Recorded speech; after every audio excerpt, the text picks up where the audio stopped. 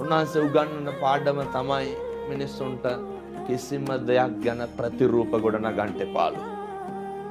ඉගෙන ගන්න. කිසිම දෙයක් ගැන අනවශ්‍ය විදිහට ප්‍රතිරූප ගොඩනගන්න එපා. මෙහෙම දේශනා කරන්න හේතුව පින්නතුනේ ප්‍රතිරූප කියනවා කඩාගෙන වැටෙන්න පුළුවන්. එතකොට තමයි අපිට දරා ගන්න බැරි.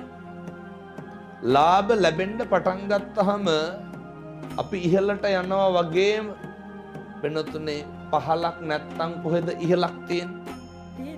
පල්ලමක් නැත්තම් කොහෙද කන්දක් තියෙන්නේ? බුදුවරු ලෝකෙට ධර්මය දේශනා කරේ මේවා සමසිතින් දරා ගන්න පුරුදු වෙන්න කියලා.